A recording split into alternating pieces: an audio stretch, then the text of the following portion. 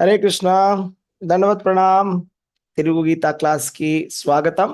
జగన్నాథ్ బలదేవ్ సుభద్రామాయి की जय, निताय चैतन्य की जय, परशुराम भगवान की जय, वामन देव की जय, गिरि गोवर्धन की जय। ओम अज्ञानतिमिरान्धस्य ज्ञानाञ्जनशलाकया चक्षुरुन्मीलितं येन तस्मै श्रीगुरवे नमः। नमो ओम विष्णुपादाय कृष्णप्रेष्ठाय भूतले श्रीमते भक्तिवेदान्त स्वामिनिति नामिने। नमस्ते सारस्वते देवे गौरवाणी प्रचारिणे निर्विशेष शून्यवादी पाश्चात्य देश तारिणे। जय श्री कृष्ण चैतन्य प्रभु नित्यानंद श्री अद्वैत गदाधरा श्रीवासादि गौर भक्त वृंदा। हरे कृष्णा कृष्ण कृष्ण हरे हरे, हरे राम राम राम हरे हरे। తొమ్మిదో అధ్యాయం చర్చించుకుంటున్నాము. దీని పేరు వచ్చేసి పరమ గుహ్య జ్ఞానము. ఇవాళ మనం చర్చించుకోబోయే శ్లోకాలు 13, 14 చాలా ఇంపార్టెంట్ శ్లోకాలు. మహాత్మానస్తు మాం పార్థ దైవీం ప్రకృతిమాశ్రితాః భజంత్యనన్య మనస్సో జ్ఞాత్వా భూతాదిమవ్యయం.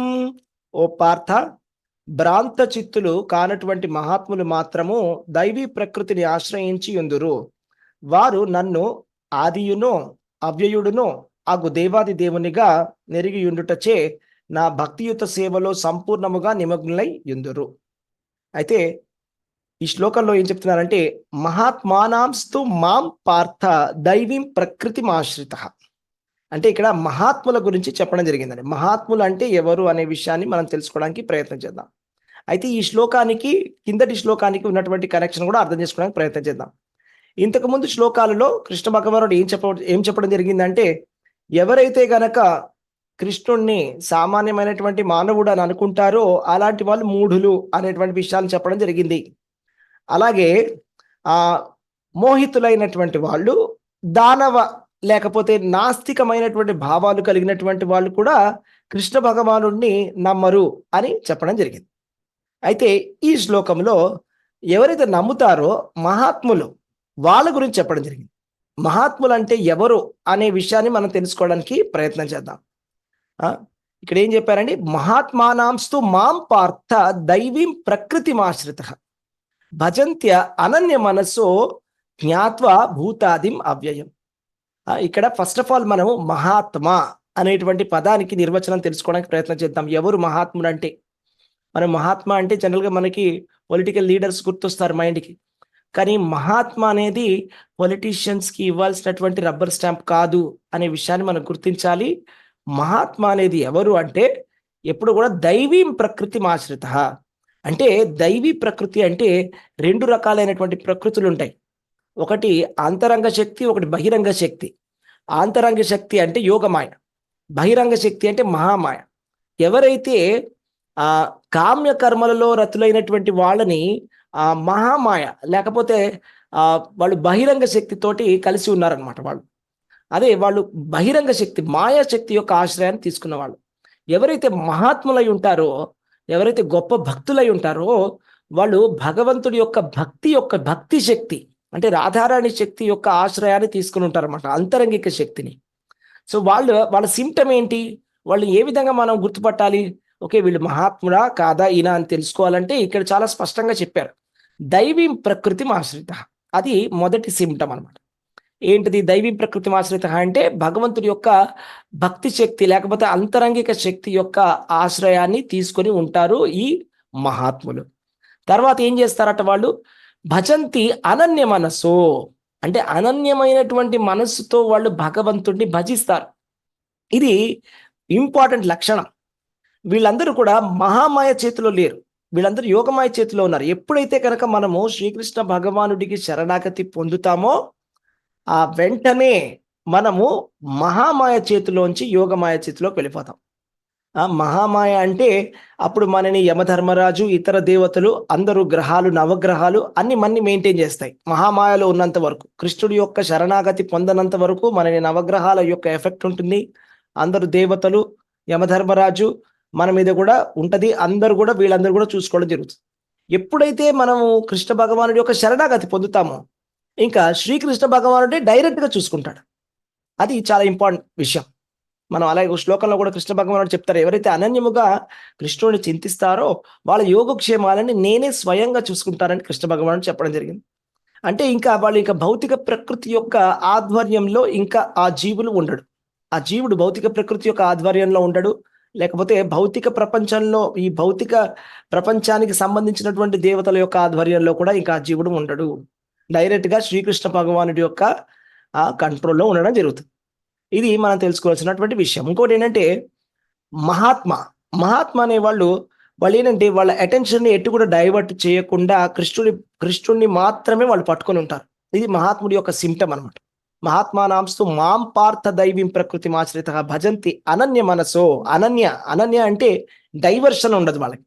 కాసేపు కృష్ణుడిని పూజించారు, కాసేపు పూజించలేదు అలా ఉండదు. వాళ్ళని మహాత్ములు అంటారు. మహాత్ములు ఎవరు అంటే కృష్ణుడిని మాత్రమే ఆశ్రయించిన వాళ్ళని మహాత్ములు అంటారు. ఎందుకు కృష్ణుడిని మాత్రమే ఆశ్రయిస్తాడు మహాత్ముడు? ఎందుకంటే కృష్ణతత్వాన్ని తెలిసి ఉంటాడు కాబట్టి. ఏంటది? జ్ఞాత్వా భూతాదిం అవ్యయం. అంటే కృష్ణ భగవానుడి యొక్క తత్వాన్ని తెలుసుకున్నాడు ఈ జీవుడు. ఈ మహాత్ముడు కృష్ణ భగవానుడి యొక్క తత్వాన్ని తెలుసుకున్నాడు. ఏమని తెలుసుకున్నాడు? భూతాదిం. భూతాదిం అంటే సర్వ జీవులకి, అందరికీ కూడా మూలము. అందరికీ మూలం ఎవరు? సర్వకారణ కారణం. శ్రీకృష్ణ భగవానుడు సర్వకారణ కారణం. అదే మనకి ఆ బ్రహ్మ సంహితలో ఒక శ్లోకం వస్తుంది. ఈశ్వరః పరమః కృష్ణః సచ్చిదానంద విగ్రహః అనాదిరాది గోవిందః సర్వకారణ కారణం. అంటే ఈ శ్రీకృష్ణ భగవానుడు పరమేశ్వరుడు, సచ్చిదానంద విగ్రహుడు, ఆది గోవిందం. అంటే ఈయనకి ఆది అనేది లేదు. ఈయనకి ఆది లేదు, కానీ భౌతిక ప్రపంచానికైనా, దేవతలకైనా, ఋషులకైనా, మునులకైనా, మనుషులకైనా, జీవులకైనా అందరికీ కూడా ఆది మూలం ఎవరు అంటే గోవిందుడు. సర్వకారణ కారణము. అన్ని కారణాలకి కారణం ఎవరు అంటే శ్రీకృష్ణ భగవానుడే. అదే మనకి శ్రీమద్ భాగవతంలోని మొదటి స్కందంలోని మొదటి అధ్యాయంలోని మొదటి శ్లోకంలో కూడా చాలా అద్భుతంగా కృష్ణతత్వాన్ని తెలియజేస్తున్నారనమాట. ఏంటా శ్లోకము? చాలా అద్భుతమైనటువంటి శ్లోకం.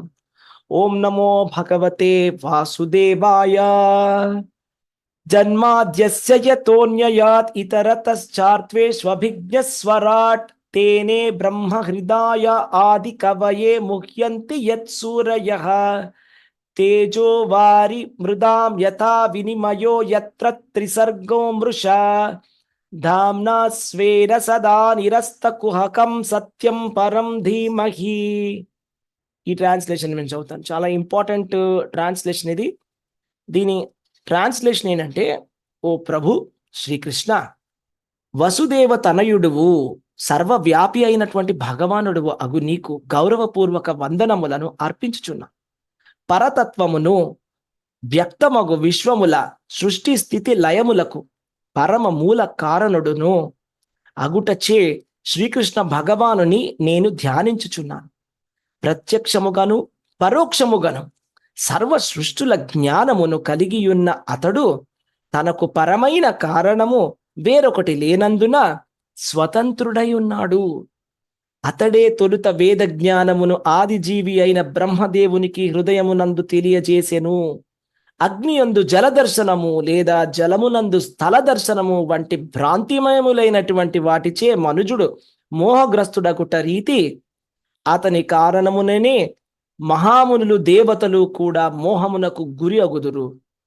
ప్రకృతి త్రిగుణముల ద్వారా తాత్కాలికముగా వ్యక్తమగు భౌతిక విశ్వములు అసత్యములైనను కేవలము ఆ దేవదేవుని కారణముననే సత్యములుగా గోచరించుచున్నవి. కనుకనే భౌతిక జగము యొక్క భ్రాంతుల నుండి సదా ముక్తమయ్యుండెడి దివ్యధామమున నిత్యవాసుడై ఉన్న శ్రీకృష్ణ భగవానుని నేను ధ్యానించుచున్నాను. పరతత్వమైనందునే ఆ దేవదేవుని నేను ధ్యానింతును. ఇది చాలా అద్భుతమైనటువంటి ఒక శ్లోకం. అంటే ఈ శ్లోకంలో గాయత్రి మంత్రం కూడా ఉంది. అంటే గాయత్రి మంత్రమయమైనటువంటి శ్లోకం ఇది. ఇంకా ఈ శ్లోకము ఏంటి అంటే శ్రీమద్ భాగవతంలోని మొదటి శ్లోకం అనమాట. అంటే శ్రీకృష్ణ భగవానుడి యొక్క తత్వాన్ని తెలియజేస్తోంది భాగవతం యొక్క మొదటి శ్లోకం ఏంటి అని. శ్రీకృష్ణ భగవానుడే దేవాది దేవుడు. ఆయన నుండే కూడా అందరు జీవులు, ఈ సృష్టి వచ్చింది. సృష్టి స్థితి లయ అన్ని కూడా శ్రీకృష్ణ భగవానుడే కారణము. సర్వ కారణాలకి కారణం ఎవరు అంటే శ్రీకృష్ణ భగవానుడు అనేది ఈ శ్లోకంలో మనకు తెలుసు. ఇదే ఒక మహాత్ముడు తెలుసుకుంటాడు. అంటే ఎప్పుడైతే గనక ఒక జీవుడు తెలుసుకుంటాడో అలాంటి వాణ్ణి మహాత్ముడు అని పిలవడం జరుగుతుంది. అలాగే మహాత్మ అనేటువంటి పదము ఇంకొక చోట కూడా వచ్చింది, భగవద్గీతలో వస్తుంది అనమాట. దేనంటే బహునాం జన్మనాం అంతే జ్ఞానవాన్ మాం ప్రపద్యతే వాసుదేవం సర్వమితి సమహాత్మ సుదుర్లభ. అంటే ఎన్నో జన్మలు మీరు ఆధ్యాత్మిక మార్గాలలో తిరుగుతూ రకరకాల ఆధ్యాత్మిక పద్ధతులు చేస్తూ జ్ఞాన మార్గము, కర్మ మార్గము, ఈ మార్గము, ఆ మార్గము, అన్ని మార్గాలు చేసిన తర్వాత బహునాం జన్మనాం అంతే ఎన్నో జన్మల తర్వాత ఏం జరుగుతుందంట, వాసుదేవ సర్వమితి, శ్రీకృష్ణ భగవానుడే దేవాది దేవుడు అనేటువంటి కంక్లూజన్కి వస్తారంట. ఆ కంక్లూజన్కు వచ్చినప్పుడు సమహాత్మ సుదుర్లభ. ఎప్పుడైతే మనం శ్రీకృష్ణ భగవానుడే దేవాది దేవుడు అనే కంక్లూజన్కి రాగలుగుతామో అప్పుడు మహాత్ముడు అవుతాడు. అలాంటి వాడిని మహాత్ముడు అని కృష్ణ భగవానుడు నిర్వచనం చెప్తున్నాడు. సమహాత్మ, వాడు మహాత్ముడు అంటే. సమహాత్మ సుదుర్లభ, అలాంటి వాళ్ళు చాలా అరుదుగా ఉంటారు. అలాంటి వాళ్ళని దొరకడం చాలా కష్టము అనే విషయాన్ని మనకి చెప్పడం జరిగింది. సో మహాత్ముడు అనేవాడు శ్రీకృష్ణ భగవానుడిని తప్పితే ఇంకెవరిని కూడా ఆరాధించడు.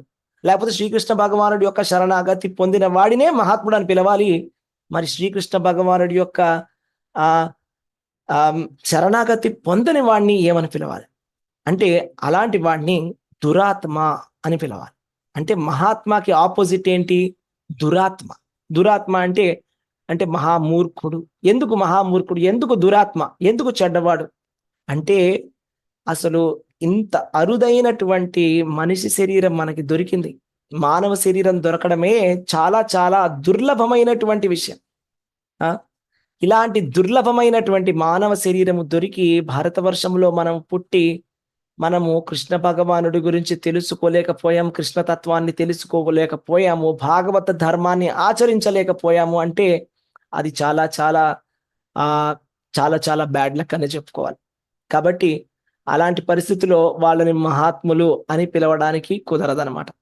కాబట్టి మనం మహాత్ముడి గురించి చెప్పుకున్నాము. మహాత్ముడు అనేవాడు ఎవరు అంటే శ్రీకృష్ణ భగవానుణ్ణి అనన్యముగా భజించేటువంటి వాణ్ణి మహాత్ముడు అని పిలుస్తాడు. అలాగే ఆయన అనన్యంగా శ్రీకృష్ణ భగవాను ఎందుకు భజిస్తున్నాడు అంటే కృష్ణుడి యొక్క తత్వాన్ని అర్థం చేసుకున్నాడు కాబట్టి. కృష్ణుడే భూతాదిం అవ్యయం, అవ్యయమైనటువంటి అన్ని భూతాలకు ఆది, అనాది రాది గోవిందం. కృష్ణుడే అన్నిటికీ కారణం అని తెలుసుకున్నాడు కాబట్టి అలాంటి వాడిని శుద్ధ భక్తులు అని కూడా అంటారు. వాళ్ళని వాళ్ళని ఏమంటారు? మహాభాగవతులు అని కూడా అంటారు. వాళ్ళని శుద్ధ భక్తులు అని కూడా అంటారు. సో వీళ్ళు ఏంటంటే ఇంకా చెప్పాలంటే ప్రభుపాదుల వారు తన పార్పాట్లో రాస్తున్నారు, భాష్యంలో ఏం చెప్పారంటే అసలు ఇంకా చెప్పాలంటే అసలు శుద్ధ భక్తులట కృష్ణుడికి కూడా చాలా అనేక రకమైనటువంటి రూపములు ఉంటాయి. కృష్ణుడికి వైభవ రూపము, విలాస రూపం అని కూడా రూపాలు ఉంటాయి. ఇప్పుడు మహావిష్ణువు అనేటువంటి ఒక రూపము కూడా భగవంతుడి యొక్క కృష్ణుడి యొక్క రూపమే. అయితే ఈ శుద్ధ భక్తులు కృష్ణుడి యొక్క రూపానికి మాత్రమే అటాచ్ అయి ఉంటారంట. అంటే శ్రీకృష్ణుడి యొక్క ఈ ద్విభుజమైనటువంటి మురళి శ్యామ సుందర రూపమునికి మాత్రమే అటాచ్ అయి ఉంటారు ఈ శుద్ధ భక్తులు అని చెప్పడం జరిగింది అనమాట. అయితే వాళ్ళు భగవంతుడి యొక్క ఇంకా ఏ ఫీచర్కి కూడా వాళ్ళు అట్రాక్ట్ అవ్వరు. అలాగే కూడా వాళ్ళు ఏ దేవతలకి కూడా వాళ్ళు అట్రాక్ట్ అవ్వరు మహాత్ములు, లేకపోతే ఏ మనుషులని కూడా వాళ్ళు పూజించారు మహాత్ములు అనేవాడు. అయితే మరి ఈ మహాత్ములు ఏమిటి, వాళ్ళు చేసేటువంటి యాక్టివిటీస్ ఏంటి, వాళ్ళని ఎలా గుర్తుపట్టాలి, వాళ్ళు ఏం పని చేస్తారు అనే విషయాన్ని మనం తెలుసుకుందాము నెక్స్ట్ శ్లోకంలో. ఇప్పుడు ఈ శ్లోకంలో మనము మహాత్ములు ఏ విధంగా వాళ్ళు కార్యకలాపాలు చేస్తారనే విషయాన్ని తెలుసుకుందాం. చాలా ముఖ్యమైనటువంటి శ్లోకాలని, అతి ముఖ్యమైనటువంటి శ్లోకాలు మనం చెప్పుకుంటున్నాం భగవద్గీతలోనివి. సతతం కీర్తయంతో మాం యతంతశ్చ దృఢవ్రతాః నమస్యంతశ్చ మాం భక్త్యా నిత్యయుక్తా ఉపాసతే. ఈ మహాత్ములు సదా నా మహిమలను కీర్తించుచు దృఢ నిశ్చయముతో యత్నించుచు నా ముందు నమస్కరించుచు నన్ను నిత్యము భక్తితో పూజింతురు. ఇక్కడ ఏం చెప్పారండి అంటే ఒక మహాత్ముడి యొక్క లక్షణాలు ఏమిటి, మహాత్ముడు ఏ విధంగా పని చేస్తాడు, ఏ పని చేస్తాడు, ఎవరిని మనం మహాత్ముడు అని పిలవచ్చు అంటే మనం జనరల్గా అయితే మహాత్ముడు అంటే మనం ఏమనుకుంటాము, ఒక పొలిటీషియన్ అనుకుంటాం. అంటే పొలిటీషియన్ని మనం మహాత్ముడు అని పిలవచ్చా, లేకపోతే అది సామాన్యమైనటువంటి దృష్టితో ఇచ్చినటువంటి పేరా అనే విషయం మనకి ఈ శ్లోకంలో చాలా క్లియర్గా తెలిసిపోతుంది. అంటే మహాత్ముడి యొక్క లక్షణం ఏంటి, ఎవరిని మహాత్ముడు అని పిలవాలి అంటే చూడండి, సతతం కీర్తయంతో మా, ఆ మహాత్ములు ఏం చేస్తారంట? సదా నా మహిమలను కీర్తించుచు ఉంటారు. అంటే కృష్ణ భగవానుడి యొక్క మహిమలను కీర్తిస్తూ ఉంటారన్నమాట. అంటే కృష్ణుడి యొక్క యతంతశ్చ దృఢవ్రతాః, అంటే వాళ్ళు దృఢమైనటువంటి నిశ్చయంతోటి వాళ్ళు భగవంతుడి యొక్క భక్తిని చేస్తూ ఉంటారు, యత్నించుచు ఉంటారు. తర్వాత నమన్ నమస్యంతశ్చ మాం భక్త్యా, నమస్యంతం చ అంటే భగవంతుడి ముందు నమస్కరిస్తుంటారు. భక్త్య అంటే భక్తితోటి, నిత్యయుక్త ఉపాసతే, అలాగే నిత్యము కూడా భక్తితో పూజిస్తుంటారు. ఈ మహాత్ములు అనే వాళ్ళు ఎలా చేస్తారో మనం తెలుసుకుందాం. అది ఈ శ్లోకం అనేది చాలా ఇంపార్టెంట్ శ్లోకం అండి. ఈ శ్లోకంలో మనకేం తెలుస్తుందంటే మహాత్ములు ఏ విధంగా భక్తి చేస్తారు అనే విషయాన్ని మనకి తెలుస్తుంది అనమాట. అయితే ఇక్కడ మనకి ఏం తెలిసొస్తుందంటే మహాత్ములు ఆ ఎప్పుడు కూడా భగవంతుడి యొక్క కీర్తన చేస్తుంటారు. అంటే చాలా మంది అడుగుతుంటారు, భగవద్గీతలో ఎక్కడ చెప్పాడండి కృష్ణ భగవానుడు హరే కృష్ణ నామం జపం చేయమని భగవద్గీతలో చెప్పాడా? చెప్పలేదే, మీరు ఎందుకు అలా చెప్తున్నారు అని అడుగుతారు ప్రశ్న. దానికి సమాధానం ఇక్కడ, సతతం కీర్తయంతో మా, సతతం కీర్తయంతో మామ అంటే భగవంతుడిని మనం ఎప్పుడు కూడా సదా కీర్తిస్తూ ఉండాలి. కీర్తన అంటే ఏంటి? కీర్తన గురించి మనం తెలుసుకోవడానికి ప్రయత్నం చేద్దాం. ఇప్పుడు భగవంతుడి యొక్క నామాన్ని, భగవంతుడి యొక్క పవిత్రమైనటువంటి నామాన్ని కీర్తించడాన్ని కీర్తన అని కూడా అంటారు. భగవంతుడి యొక్క అశేష అనంతమైనటువంటి మంగళకరమైనటువంటి గుణగణాలను కీర్తించడం కూడా, దాన్ని కూడా ఒక రకమైనటువంటి కీర్తన, అది గుణ కీర్తన. అలాగే భగవంతుడి యొక్క అద్భుత సుందర విగ్రహాన్ని కీర్తించడాన్ని కూడా కీర్తన అని కూడా అంటారు. భగవంతుడి యొక్క రూపాన్ని కీర్తించడాన్ని కీర్తన అని కూడా అంటారు. భగవంతుడి యొక్క అమోఘమైనటువంటి అద్వితీయమైన సామాన్యమైనటువంటి మానవులు చేయలేనటువంటి కార్యకలాపాలైనటువంటి ఆ లీలలు ఏవైతే ఉన్నాయో, కృష్ణ భగవానుడి లీలల్ని, ఆ లీలల్ని స్మరించుకోవడం లేకపోతే దాన్ని కీర్తించడం కూడా, దీన్ని కూడా కీర్తన అంటారు. ఇది కీర్తన అంటే. కీర్తన అంటే ఏంటి? భగవంతుడి యొక్క నామాలని, భగవంతుడి యొక్క దివ్యమైనటువంటి దివ్యమంగళ రూపాన్ని, అలాగే భగవంతుడి యొక్క గుణాలని కీర్తించడం, అలాగే భగవంతుడి యొక్క అమోఘమైనటువంటి లీలలని కీర్తించడమే కీర్తన అంటే. అయితే మరి సతతం అనేటువంటి పదాన్ని వాడడం జరిగింది ఇక్కడ. సతతం అంటే నిరంతరము కీర్తించడము. అంటే ఏదో కొన్ని రోజులు మనం చేశాము, ఈరోజు జన్మాష్టమి కాబట్టి ఇవాళ కృష్ణుడిని కీర్తిస్తామని కాదు. నిరంతరము కీర్తిస్తాడు మహాత్ముడు. అది మహాత్ముడి యొక్క లక్షణం. సతతం కీర్తయంతో మా. ఇప్పుడు ఎవరు ఈ మహాత్ముల యొక్క ఎగ్జాంపుల్స్ మీరు మాకు చెప్పండి అంటే ఎవరు? ప్రహ్లాదుడు, భీష్ముడు, జనకుడు, వీళ్ళందరూ కూడా చాలా చాలా గొప్ప గొప్ప భక్తులు. వీళ్ళు కూడా సతతము భగవంతుణ్ణి కీర్తిస్తూనే ఉంటారు. నారదుడు తీసుకోండి, నారదుడు నిరంతరము భగవంతుడి యొక్క నామస్మరణ చేస్తూ ఉంటాడు అనమాట. అనన్యమైనటువంటి భక్తి అంటారు దాన్ని. అంటే ఎటువంటి డిస్ట్రాక్షన్, డైవర్షన్ అనేది ఉండదు. ఇప్పుడు వీళ్ళని మహాత్ములు అంటారన్నమాట. అయితే దీనికి ఒక స్టోరీ కూడా ఉందన్నమాట. ఆ స్టోరీ ఏంటంటే ఒకసారి నారదుడు వెళ్ళి భగవంతుడి దగ్గరికి వెళ్ళి భగవంతుని అడుగుతాడు అనమాట, ఆ మహాత్ములు అంటే ఎవరు అని. రానితో నేను నీకు చూపిస్తానని చెప్పి తీసుకెళ్తాడు అనమాట. తీసుకెళ్ళినప్పుడు అక్కడ ఒక చిన్న ప్రాణి ఉంటుంది అనమాట. ఆ పశువు అప్పుడే పుట్టినటువంటి పశువు ఏం జరుగుతుందంటే ఒక పశువు అలాగే అప్పుడే పుడుతూ ఉంటుంది అనమాట. అది చూసిన తర్వాత అది పుట్టడమే చచ్చిపోతుంది. తర్వాత ఏం జరుగుతుంది, మళ్ళా అదే ఆ జీవి ఏం జరుగుతుందంటే ఆవు శరీరంలోకి వెళ్ళి ఒక లేగ దూడ కింద అప్పుడే పుడుతుంది. మళ్ళా పుట్టి అప్పటికప్పుడే చచ్చిపోతుంది. చచ్చిపోయిన తర్వాత అదే జీవి మళ్ళా ఒక మనిషి శరీరంలోకి వెళ్తుంది. మనిషి శరీరంలోకి వెళ్ళి మనిషి కింద పుడుతుంది, పుట్టి మళ్ళా కూడా చచ్చిపోతుంది. అయితే నారదుడు అడుగుతాడు అనమాట భగవంతుడిని, విష్ణుమూర్తిని అడుగుతాడు, ఇదేంటండి నాకు చాలా మంచిగా అనిపించట్లేదు అసలు. నేను ఇక్కడికి వచ్చాను, అప్పుడే పుట్టినటువంటి ఆ పశువు చచ్చిపోయింది, తర్వాత లేగదూడు చచ్చిపోయింది, అప్పుడే పుట్టినటువంటి పిల్లవాడు కూడా చచ్చిపోయాడు అని. అయితే అప్పుడు భగవంతుడు చెప్తాడు అనమాట. ఏం చెప్తారంటే, చూడు, అది నువ్వు ఇక్కడ ఉండడం వల్ల, నీ సాంగత్యం వల్ల ఏం జరిగిందంటే ఆ పశువుకి ప్రమోషన్ వచ్చింది. ఫస్ట్ ఆవు శరీరానికి వచ్చింది ప్రమోషన్, ఆవు శరీరం నుంచి మనిషి శరీరానికి వచ్చింది, మనిషి శరీరం నుంచి పుట్టిన వెంటనే భగవంతుడి ధామానికి కూడా వెళ్ళిపోయాడు ఇప్పుడు కూడా. అంటే ఇది మహాత్ముల యొక్క గొప్పతనం. నువ్వే మహాత్ముడు అంటే ఎవరు అంటే నువ్వే మహాత్ముడివి అని. అంటే నారదుడు మహాత్ముడు అంటే ఎందుకు మహాత్ముడు? ఆయన చూసిన వెంటనే ఏం జరిగింది? ఒక పశువు శరీరంలో ఉండాల్సినటువంటి ఒక పశువు అది ప్రమోషన్ అయింది నెక్స్ట్ స్పీషీస్కి. అక్కడ నుంచి మళ్ళా ప్రమోషన్ అయింది, మనిషి కింద పుట్టింది. మనిషి కింద పుట్టిన తర్వాత మనిషి కింద పుట్టిన తర్వాత భగవంతుడి ధామానికి కూడా వెళ్ళిపోయింది. ఇది మహాత్ముల యొక్క లక్షణం. నారదుడు సతతం కీర్తయంతో మాం యతంతశ్చ దృఢవ్రత, దృఢమైనటువంటి సంకల్పముతోటి వాళ్ళు భగవంతుణ్ణి కీర్తిస్తూ ఉంటారు, సతతము కీర్తిస్తుంటారన్నమాట నారదుడు. కాబట్టి ఇలాంటి వాళ్ళని మహాత్ములు అంటారన్నమాట. అంటే వాళ్ళు ఏంటంటే భగవంతుడి యొక్క నామ రూప గుణాలని కీర్తిస్తూ ఉంటారు. అలాగే వీళ్ళు ఏం చేస్తారు, ఈ మహాత్ముల లక్షణం ఏంటంటే వాళ్ళు మొట్టమొదటి విషయం కృష్ణుడినే కీర్తిస్తారు, ఇంకెవరిని వాళ్ళు కీర్తించరు. ఎవరిని కూడా సపోజ్ ఎవరైనటువంటి అక్కడ రాజుల్ని రాక్షసుల్ని కూడా ఎవరు కూడా వాళ్ళు కీర్తించరు ఎవరిని. ఈ మహాత్ములు ఏం చేస్తారంటే భగవంతుడి యొక్క కీర్తన చేస్తారు. అలాగే ఎవరైతే పతితులైనటువంటి జీవులు ఉంటారో వాళ్ళందరినీ కూడా తీసుకెళ్తారు వాళ్ళతో పాటు ధామానికి.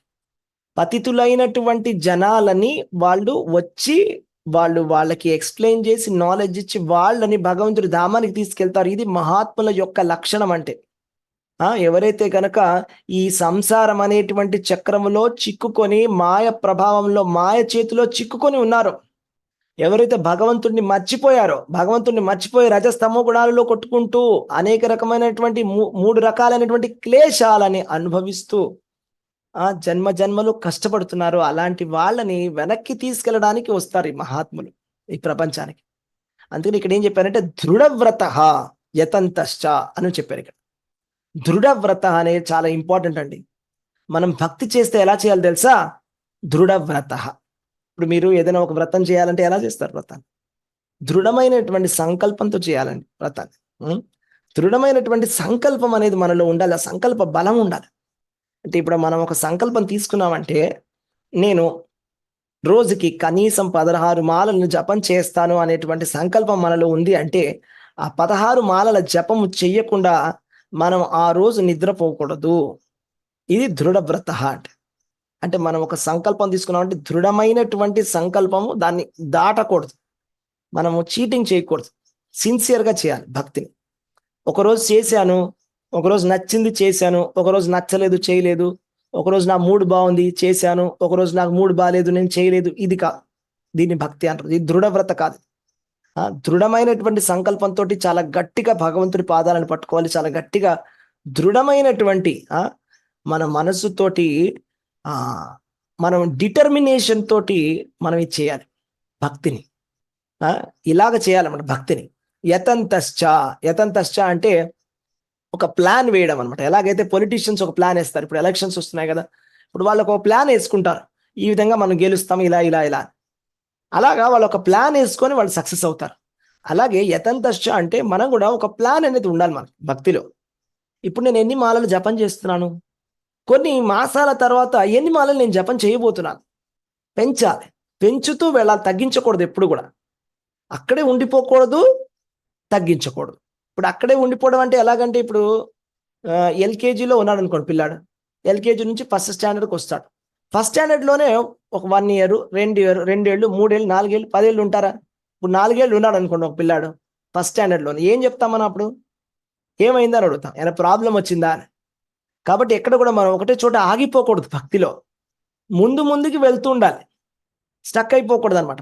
ముందుకి వెళ్తూ ఉండాలి, మన భక్తిని పెంచుకుంటూ పోవాలి, మన స్టాండర్డ్స్ని పెంచుకుంటూ పోవాలి, మన విశ్వాసము, మన సంకల్పము, మనం అనుకున్నటువంటి నియమాలు అన్నీ కూడా పెంచుకుంటూ పోవాలి. అంతేగాని అమ్మో ఇప్పటికే చాలా ఎక్కువైపోయిందని ఆపితే అప్పుడు ఇంకా వాళ్ళని మహాత్ములు అని పిలవరు. అప్పుడు వాళ్ళని మహాత్ములు అంటారు. అప్పుడు ఏమంటారు? దురాత్మ అని పిలుస్తారు అన్నమాట. అది విషయం. కాబట్టి మనం యతంతశ్చ దృఢవ్రత అంటే దృఢమైనటువంటి సంకల్పంతో యత్నించాలి. ఇప్పుడు చైతన్య మహాప్రభు 24 సంవత్సరాల వయస్సులోనే ఆయన సన్యాసం తీసుకున్నారు. ఆయనకి 16 సంవత్సరాల భార్య ఆవిడకుంది విష్ణుప్రియ, అండ్ 75 సంవత్సరాల తల్లిగారు కూడా ఉన్నారు. అయినా ఆయన భగవంతుడి కోసమని ఆయన వెళ్ళిపోయాడు. అలాగని చెప్పి మనం సన్యాసం తీసుకోవాల్సిన అవసరం లేదు, తీసుకోమని కూడా నేను చెప్పడం లేదు, అర్థం చేసుకోవడానికి ప్రయత్నం చేయండి. నేను చెప్పేది ఏంటంటే భక్తిని చక్కగా మనం చేయాలి. భక్తి మనం ఎక్కడైనా, ఎలాగైనా, ఎలాంటి పరిస్థితుల్లోనైనా ఎవరైనా చేయవచ్చు. అది చాలా ఇంపార్టెంట్. మరి కాకపోతే ఏంటంటే మనకి ఏది కూడా ఆబ్స్టకిల్స్ ఉండకూడదు. ఇప్పుడు మనకి నరసింహ చతుర్దశి రాబోతోంది. అంటే నరసింహస్వామి భక్త వినాశ, అంటే భక్తిలో మనకొచ్చేటువంటి విఘ్నాలని మనకి తొలగిస్తాడనమాట నరసింహస్వామి. మన భక్తి జీవితంలో కూడా మనకేమైనా కూడా విఘ్నాలు ఉన్నట్టయితే, నరసింహస్వామిని మనం పూజించినట్టయితే మన భక్తి జీవితంలో ఉండేటువంటి విఘ్నాలను కూడా తొలగిస్తాడు నరసింహస్వామి. కాబట్టి మనం ఏది కూడా మనకి అడ్డం రాకుండా మనం అలాగా అడ్జస్ట్ చేసుకోవాలి. ఇప్పుడు ఏదైనా మనకు ఒక అటాచ్మెంట్ ఉంది, దానివల్ల నేను భక్తి చేయలేకపోతున్నా అంటే మనం తెలుసుకోవాలి మన అటాచ్మెంట్ ఏంటి అని. ఏదో ఒక కారణం ఉంటుంది అనమాట. నేను ఎందుకు జపం చేయలేకపోతున్నాను, ఇన్ని మాలలు నేను సంకల్పం తీసుకున్నాను కానీ చేయలేకపోతున్నాను, ఎందుకు అంటే మీరు ఆలోచించాలి. ఎక్కడో మనకు ఏదో ఒక అటాచ్మెంట్ ఉందన్నమాట. అంటే భౌతికమైనటువంటి అటాచ్మెంట్. ఆ అటాచ్మెంట్ ఏంటో ఐడెంటిఫై చేసి దాన్ని మాత్రం మనం తగ్గించుకోవడానికి ప్రయత్నం చేయాలి. ఎందుకంటే భక్తిలో ఉండేటువంటి సూత్రం ఏంటంటే అనుకూల్యస్య సంకల్పో ప్రతికూల్యస్య వర్జనం. అంటే శ్రీకృష్ణ భగవానుడి కోసం ఏదైనా వదిలేయడానికి రెడీగా ఉండాలి. అంటే మన అర్థం ఏంటంటే అనుకూలమైనటువంటి విషయాల్ని మనం తీసుకోవాలి, ప్రతికూలమైనటువంటి విషయాల్ని విడిచిపెట్టాలి. ఏదైతే మనకి భక్తి జీవితంలో అడ్డం వస్తుందో అలాంటి విషయాల్ని వదిలిపెట్టాలి. భక్తి జీవితంలో ఏదైతే మనకి హెల్ప్ అవుతుందో అది మాత్రం మనం తీసుకోవాలి. ఇదే దృఢవ్రత యతంతశ్చ అంటే ఈ విధంగా భక్తి అనేది ఇలా చేయాలి. అది కూడా ఎలా చేయాలి? నిత్యయుక్త. అంటే ఏదో టెంపరీగా కాసేపు తాత్కాలికంగా చేశాము, ఏదో ఏకాదశి వచ్చిందండి చేశాము, పురుషోత్తమ మాసం వచ్చింది చేసాము, అలా కాదు. నిత్యయుక్త అంటే నిత్యము, ఎల్లప్పుడు ఎప్పుడు చేయాలి. అంటే 365 రోజులు చేయాలి. ప్రతిరోజు జపం చేయాలి. ప్రతిరోజు మన నియమాలన్నింటినీ కూడా పాటించాలి. అదే ఏంటంటే కూడా మనం చేసినప్పుడు భక్తి కూడా అందులో ఏమి కల్మషాలు ఉండకూడదు. మన భక్తిలో మనం ఏం చేస్తామంటే మనం భక్తి ఏ విధంగా చేస్తామంటే మనకి ఏదైనా కావాలి అనేటువంటి కోరికతో చేస్తాం. అంటే అభిలాష. అంటే నేను భగవంతుడి దగ్గరికి వెళ్తాను, ఇప్పుడు నేను దేవాలయానికి వెళ్తాను, కొబ్బరికాయ కొడతాను, మరి నాకేం వచ్చింది ఇప్పుడు, నేను ఎందుకు చేయాలి, మరి నాకు ఏదైనా రావాలి కదా అనేటువంటి ఆలోచన ఏదైతే ఉందో ఇదే కల్మషం. ఇలాంటి కల్మషాలు ఉండకూడదు మన భక్తిలో. అన్యాభిలాషిత శూన్యం జ్ఞాన కర్మాది అనావృతం అనుకూల్యైన కృష్ణానుశీలం భక్తిరుత్తర్మ భక్తిరసామృత సింధువులో చెప్పడం జరిగింది. అంటే అన్యమైనటువంటి అభిలాష మనకి ఉండకూడదు. అంటే జ్ఞాన కర్మ అది అనావృతం. అంటే లేకపోతే మనము అద్వైత జ్ఞానము అనేటువంటి జ్ఞానము, లేకపోతే కర్మ అంటే ఇది చేస్తే మంచి జరుగుతుంది. ఇప్పుడు భగవంతుడు నామం జపం చేస్తే మంచిది, ఇప్పుడు గుళ్ళోకి వెళ్ళి ఏదైనా పూజ చేస్తే మంచిది, అది పుణ్యం అండి, అందుకే నేను చేస్తున్నాను జపం అంటే కూడా తప్పది. అలా కూడా చేయకూడదంట. ఎలా చేయాలి మరి అంటే కేవలం భగవంతుడి ప్రేమ, భగవంతుడి కోసం నేను చేయాలి, ఇది నా డ్యూటీ అని మనం చేయాలి. ఇప్పుడు మనం ఆత్మలం, భగవంతుడు పరమాత్మ, పరమాత్మ యొక్క అంశలే ఆత్మలు. మరి అంశ యొక్క సేవ చేయాలి.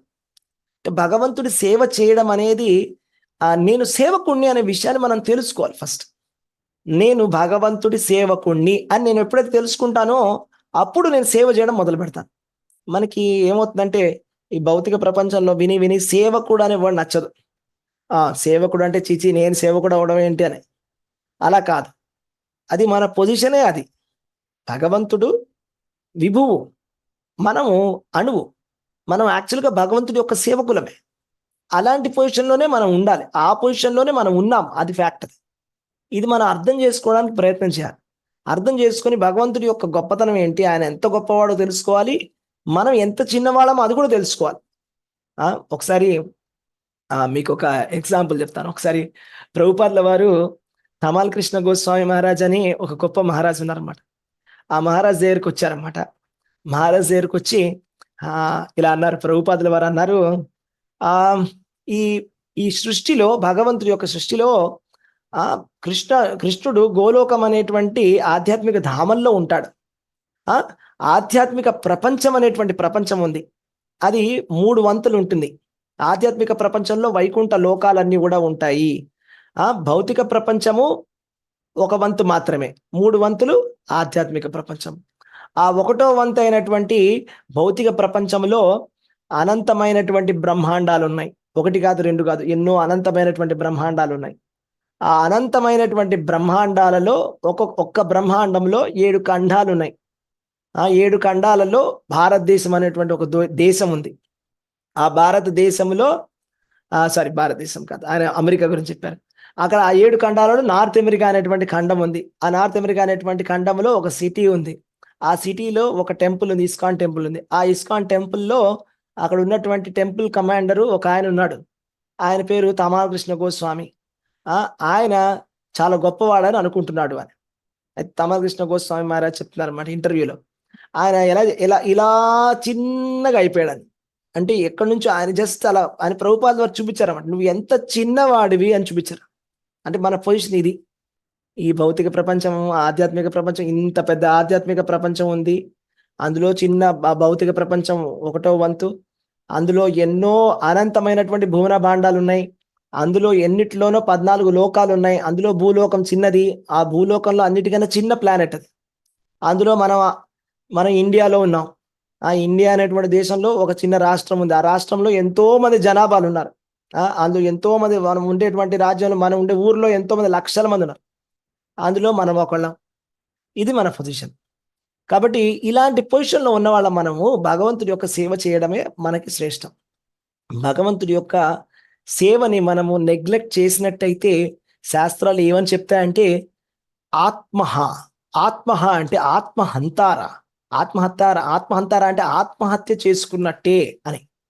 అంటే ఇప్పుడు ఎవరైనా కూడా ఆత్మహత్య తెలియకుండా చేసుకుంటున్నారనుకోండి, తెలియకుండా విషం తాగుతున్నారనుకోండి, అప్పుడు ఏమంటాం? వాళ్ళని ఆత్మహంతకుడు అంటాం. అంటే తనని తాను చంపేసుకున్నాడు అని. అంటే తనని తాను చంపేసుకున్నాడు. అంటే అలాగే మనం కూడా మనిషి శరీరం దొరికి, మనకి ఇంత చక్కటి అవకాశం దొరికి, మనకి ప్రామాణికమైనటువంటి గురు పరంపర, ప్రామాణికమైనటువంటి గురువులు ఉంటూ కూడా మనము కృష్ణ చైతన్యాన్ని తీసుకోనట్టయితే ఇది ఏమిటి అంటే విషం చేతులారా తీసుకొని తాగినట్టే, ఆత్మహత్య చేసుకున్నట్టు. ఎందుకంటే ఇంత చక్కటి అవకాశం మనకి దొరికి, మనిషి జన్మ మనకి దొరికి, ఇంత చక్కటి అవకాశము, కలియుగము, ఇంత చక్కటి చైతన్య మహాప్రభు 5000 సంవత్సరాల కిందట మన కృష్ణ భగవానుడు వచ్చాడు. ఆ భగవద్గీత 5000 సంవత్సరాల కిందట. అది కూడా ఏంటి? బ్రహ్మదేవుడి యొక్క ఒక రోజులో ఒకటేసారి వస్తాడు కృష్ణుడు.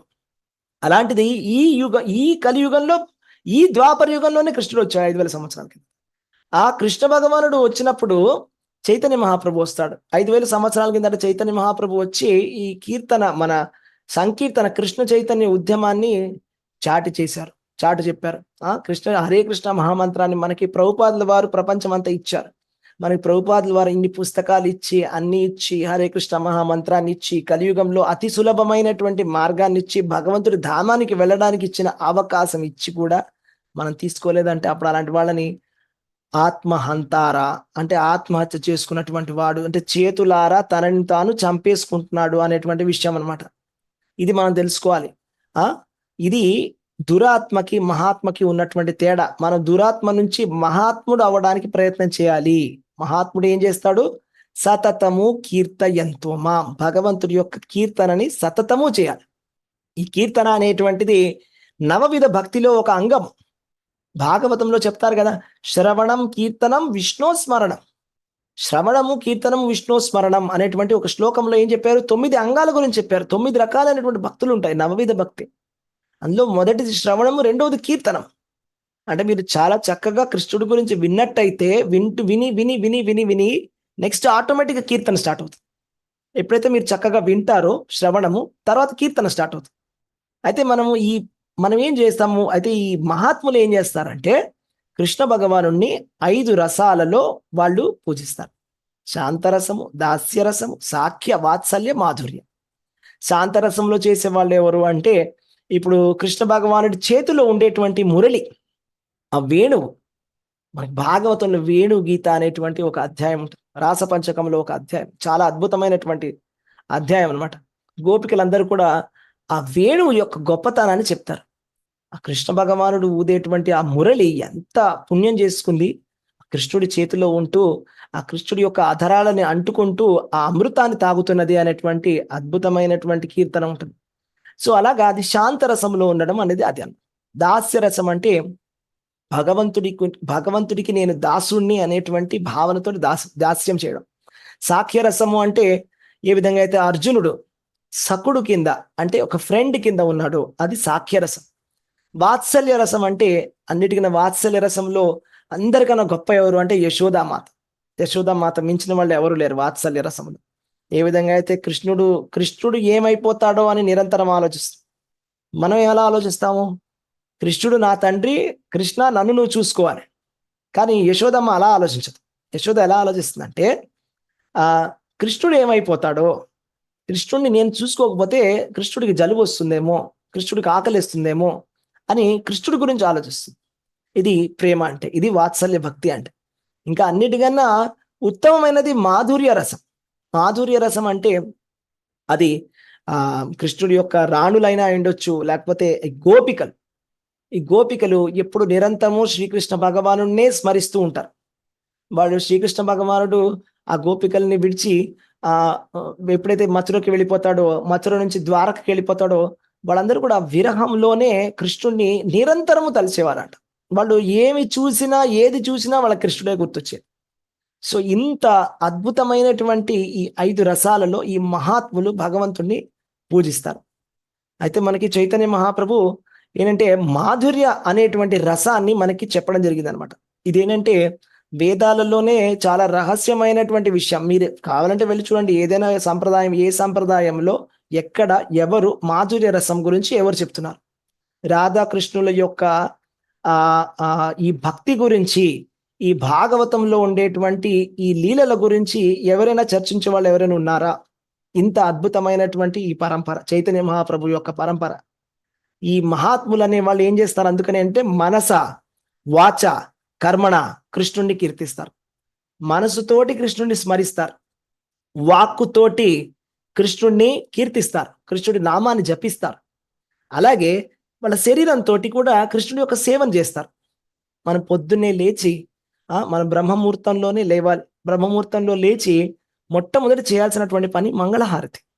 అన్ని కూడా ప్లేట్స్ అంతా రెడీ చేసుకొని భగవంతుడికి ధూపము, అగరబత్తి, దీపము, అలాగే శంఖంలో నీళ్లు, అభిషేకము, అలాగే పువ్వులు, ఇవన్నీ కూడా చామర, ఇవన్నీ కూడా చూపించాలి.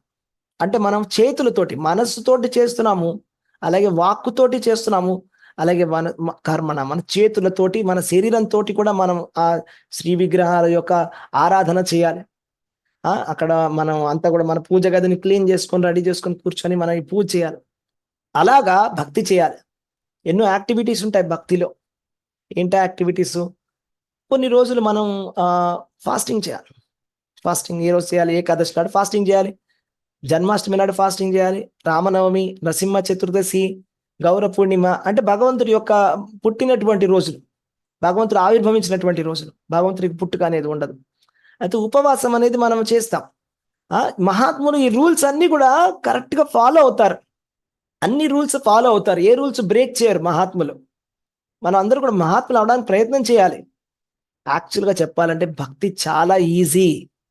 ఈ 9వ అధ్యాయంలో మనం స్టార్టింగ్ లో చెప్పుకున్నాం కదా, ఏం చెప్పారు కృష్ణ భగవానుడు? రాజవిద్య రాజగుహ్యం పవిత్రమిదముత్తమం ప్రత్యక్షావగమం ధర్మ్యం సుసుఖం కర్తుం అవ్యయం. చాలా సుఖమైనటువంటి మార్గం ఇది. ఇందులో ఎటువంటి కష్టము లేదు. మనకు అనిపించచ్చు, అమ్మో ఇన్ని రోజులు నేను ఉపవాసం చేయాలా, ఇన్ని రూల్స్ చేయాలా, అన్ని మానేయాలా అని. అలా కానే కాదు. అలా మానేసిన వాళ్ళని అడగండి, వాళ్ళు చాలా సంతోషంగా మానేశారు. ఎందుకంటే వాళ్ళకి హయ్యర్ టేస్ట్ దొరికింది. పరం దృష్ట్వా నివర్తతే.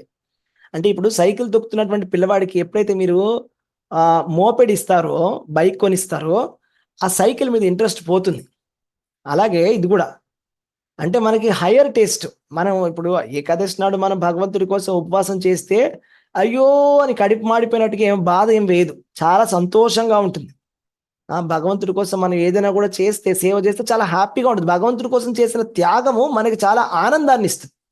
అంతేగాని దుఃఖాన్ని, ఉన్న సుఖం కూడా పోయింది అనుకోవడానికి వీల్లేదు. మీరు చేసి చూస్తే మీకు ఐడియా వచ్చేస్తుంది, అందులో ఏం లేదు. చాలా సుఖము, సుసుఖం. అంటే ఏం చెప్తారు తెలుసు? ఒక మంచి పాట ఉందండి, ఆనందేర్ సీమా నహి నీరానందేర్ దూరే హోయ్, ఆనందేర్ సీమా నహి నీరానందే దూరే హోయ్ అని. అంటే ఆనందానికి సీమని కూడా లేదు.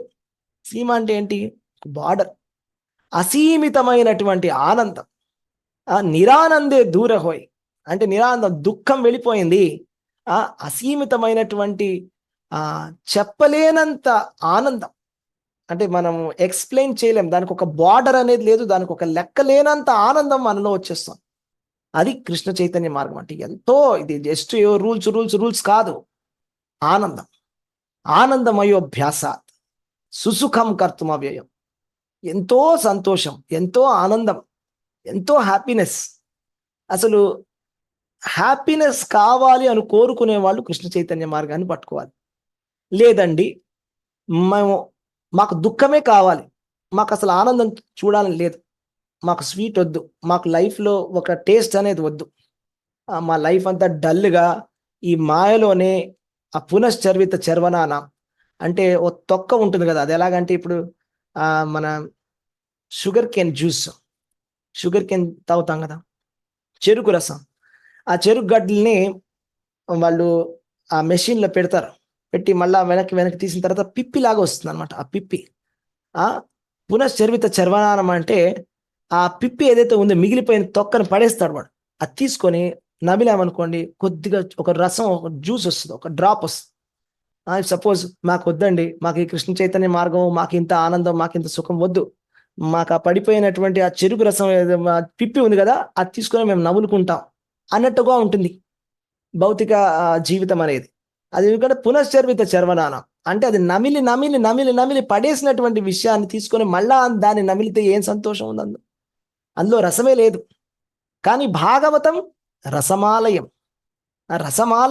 రసోవై సహా వేదాంత సూత్రాలు అంటే రసానికే ఆలయం భాగవతం. అలాంటి రసమాలయాన్ని మనం విడిచిపెట్టేస్తున్నాము. అదే వదిలేసినటువంటి తొక్కని లేకపోతే పడేసినటువంటి చెరుకు పిప్పిని తీసుకొని తినడానికి ప్రయత్నం చేస్తుంది. ఇది చాలా బ్యాడ్ లక్. ఇలా చేయకూడదు. కాబట్టి మనం చేయాల్సింది ఏంటంటే మనకు ఉన్నటువంటి ఒక పని ఏంటి అంటే భక్తి చేయాలి. మనకున్నటువంటి ఒకటే బిజినెస్ ఏంటంటే కృష్ణుడిని సంతృప్తి పరచడానికి ప్రయత్నం చేయాలి. అయితే ఈ భక్తిని ఎవరైనా చేయగలరు. మొత్తం ప్రపంచంలో ఉన్న వాళ్ళు ఎవరైనా భక్తిని చెయ్యగలరు. మనం చూస్తున్నాము. మననే మాయాపూర్ వెళ్ళొచ్చినప్పుడు అక్కడ ఎన్నో దేశాల నుంచి జనాలు వచ్చారు. అంటే నువ్వు వంద దేశాల నుంచి పైగా దేశాలు వచ్చారు. చైనా నుంచి కూడా వచ్చారు.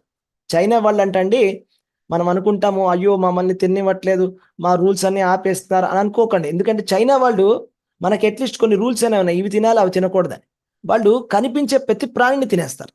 పామైనా, బొద్దింకైనా, ఏదైనా, జర్రెల్ని ఏదైనా తినేస్తారు. వాళ్ళు కూడా భక్తిలోకి వచ్చారు. ఖాసాదేశ్ అంటారు వాళ్ళని, ఖాసాదేశ్.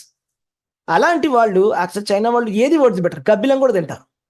వాళ్ళు కూడా భక్తిలోకి వచ్చి వాళ్ళంట ఇప్పుడు ఎంత మంచి భక్తులు అయ్యారంటే, వాళ్ళు సపోజ్ ఎక్కడైనా బయటికి వెళ్ళి అకస్మాత్తు వాళ్ళు ప్రసాదం వాళ్ళకి దొరకకపోతే, వాళ్ళు ఏదైనా ఫ్రూట్స్ కానీ కొనుక్కున్నట్టయితే వాళ్ళు ఫ్రూట్స్ తెచ్చుకొని వాళ్ళ చేతిలో ఫోటో పెట్టుకుంటారంట.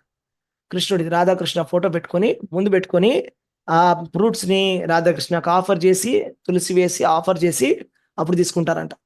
చూడండి ఎంత గొప్ప భక్తులు అయ్యారో చైనా వాళ్ళు, ఆఫ్రికా వాళ్ళు, అమెరికా వాళ్ళు. వాళ్ళకి అసలు ఎటువంటి రూల్స్ రెగ్యులేషన్స్ అనేవి లేనే లేవు. ఇది తినాలి అది తినకూడదు అనేది లేదు. వాళ్ళు ఏదైనా తింటారు, వాళ్ళు ఏదైనా చేస్తారు. వాళ్ళకి ఎటువంటి రూల్స్ లేవు దేనికి. అలాంటి వాళ్ళు కూడా గొప్పగా భక్తులయ్యారు. వాళ్ళు ఎంతో ఆనందాన్ని పొందుతున్నారు. వాళ్ళ దేశాలను విడిచిపెట్టి వాళ్ళ వీసా తీసుకొని లక్షలు ఖర్చు పెట్టి ఇక్కడికి వచ్చి మాయాపూర్కి వస్తున్నారు. ఇక్కడ సంతోషంగా వాళ్ళు ఎంతో ఎంజాయ్ చేస్తున్నారు.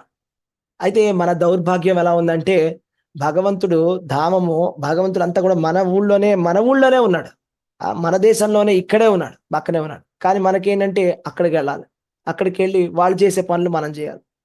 ఇది మన దౌర్భాగ్యం. కాబట్టి మనం భక్తి చేయాలి. ఎవరైనా చేయగలరు భక్తిని. ఈ గొప్పతనం మనం తెలుసుకోవాలన్నమాట. భక్తి యొక్క గొప్పతనం ఏంటి? మన చేతిలో ఉన్నప్పుడు ఏమవుతుందంటే అతి పరిచయాత్ అవజ్ఞ అంటారు. అతి పరిచయాత్ అవజ్ఞ అంటే ఎప్పుడు చూస్తే అది బోర్ కొట్టేస్తుంది. అలాగ మన పక్కనే ఉందంటే, సపోజ్ ఇప్పుడు మీరు ఏదైనా కంపెనీకి వెళ్తే అక్కడ కాఫీ మెషిన్ ఫ్రీగా ఉందనుకోండి, ప్రతిరోజు ఫ్రీగానే ఉంది కదా, అదేం పెద్ద గొప్ప విషయం, తాగడం మానేస్తాడు అందులోంచి. అలాగే అతి పరిచయాత్ అవజ్ఞ. మనకి భగవంతుడు ఇంత సులభంగా ఇంత దగ్గరలో మన ఊళ్ళో మన దేశంలోనే ఉంటే మనకు నచ్చట్లా. మనకి ఏంటంటే వాళ్ళకి నచ్చుతుంది. వాళ్ళు ఎన్నో దేశాల నుంచి ఎక్కడెక్కడి నుంచో కష్టపడి వాళ్ళ వీసాలు చాలా బాధపడతారు వాళ్ళు. ఎందుకంటే వాళ్ళని జగన్నాథ్ పురి లోపలికి ప్రవేశం లేదు, వాళ్ళకి తెలుసా మీకు? ఫారినర్స్కి జగన్నాథ్ పురికి వెళ్తే వాళ్ళు ఏడుస్తారు. మీరు యూట్యూబ్లో వీడియోలు చూడండి, వాళ్ళు ఎంతో బాధపడతారు, మమ్మల్ని లోపల రానివ్వట్లేదని. మనకి ప్రవేశం ఉంది, జగన్నాథ్ పురికి వెళ్ళొచ్చు, జగన్నాథ్ భగవంతుడి దర్శనం చేసుకోవచ్చు, కానీ మనం వెళ్ళాం, మనకి ఇంట్రెస్ట్ లేదు, మనకు అక్కడికి వెళ్ళాలి. సో ఇది మనం చేస్తున్నటువంటి తప్పు. భక్తిని ఎవరైనా స్వీకరించవచ్చు, ఎలాంటి సమయంలో అయినా మనం స్వీకరించవచ్చు. భక్తిని ఎలా చేయాలంటే మనము కృష్ణుడి ఆ యొక్క రిప్రజెంటేటివ్స్, ప్రతినిధులు, వాళ్ళు ఏ విధంగా చెప్తారో ఆ విధంగా మన భక్తిని చేయాలి. ఓకే, కృష్ణుడి ప్రతినిధులు మనకి ఏ విధంగా నేర్పిస్తారో ఆ విధంగా భక్తిని చేయాలి. మనం సొంతంగా మనం చేయడానికి ప్రయత్నం చేయకూడదు. ఎందుకంటే మళ్ళా కృష్ణ భక్తి కూడా మనకి నచ్చినట్టు మనకు చేయడం అనేటువంటి ఒక ఒక బ్యాడ్ హ్యాబిట్ మనలో ఉంది. ఇప్పుడు ఏంటంటే, ఇప్పుడు కొత్తగా స్టార్ట్ చేశారు ఏంటంటే, వ్రతం చేయమంటే క్యాసెట్ పెట్టుకుంటారు, క్యాసెట్ పెట్టుకొని వ్రతం చేస్తారు. సో ఇట్లాగా కలియుగంలో జనాలు వింత వింతగా చేస్తున్నారు చాలా. ఏదైనా కూడా వింత వింతగా చేస్తారు. కరెక్ట్గా ఉన్నది ఉన్నట్టుగా శాస్త్రంలో చెప్పినట్టుగా చేయమంటే చేయరు, వాళ్ళకి నచ్చదు. ప్రామాణికంగా కరెక్ట్గా ఇలా ఉంది శాస్త్రంలో, ఇలా చేయాలంటే వాళ్ళకి నచ్చదు. అదేనా వక్రీకరించి వంకర టింకర్గా చేయమంటే చాలా నచ్చుతుంది వాళ్ళకి. సో ఇలా చేయకూడదు, మనం కరెక్ట్గా చేయాలి. ఓకే, ప్రతినిధి ఏ విధంగా చెప్పాడు, కృష్ణ భగవానుడి యొక్క ప్రతినిధి ఏ విధంగా చెప్పాడు, ఆచార్యుడు ఎలా చెప్తున్నారు, ఎంత గొప్పవాళ్ళు ఈ ఆచార్యులను మనం తెలుసుకోవాలి. శిల ప్రభుపాదుల వారు చేసినటువంటి భజన, ఎలాంటి భజన చేశాడు ఆయన, ఆయన జీవితం అంతా కూడా భజన చేశాడు ఆయన. ఆయన ఎలా రాశాడు, ఆయన మ్యాగజైన్స్, బ్యాక్ టు గాడ్ అనేటువంటి మ్యాగజైన్స్ రాసి ఆయన ఢిల్లీలో మిట్ట మధ్యాహ్నం, ఇప్పుడు ఎండలు మనం అంటున్నాం 44 degrees ఫ్యాన్లో మనం కూర్చోడానికి కష్టంగా ఉంది. ప్రభుపాదుల వారు మిట్ట మధ్యాహ్నము ఆయన మ్యాగజైన్స్ తీసుకొని రోడ్డు మీదకి వెళ్ళి అందరికి పంచి పెడుతున్నాడు, సైకిల్ తొక్కుతూ. ఇది ఎప్పుడు 1960s గురించి చెప్తున్నా. సైకిల్ తొక్కుకుంటూ ఆచార్యుడు ఆయన వెళ్ళి ఒక్కొక్కళ్ళ చేతికి ఇచ్చి మ్యాగజైన్ తీసుకోండి అని కన్విన్స్ చేస్తున్నాడు. తీసుకోండి, దయచేసి తీసుకోండి, ప్లీజ్ తీసుకోండి అని. అలాగా ఒక రోజు నాడు ఏం జరిగిందంట, ఆ ఎండకి ఎంత ఎండ వచ్చేసిందంటే ఆయనకి ఓరియంటేషన్ పోయింది. అంటే మరీ ఎండ ఎక్కువైపోతే ఒక వడదెబ్బలా తగిలి మనం ఎటు వెళ్తున్నామో ఏం నడుస్తున్నామో తెలియకుండా అలా వెళ్ళిపోతున్నాడంట ఆయన.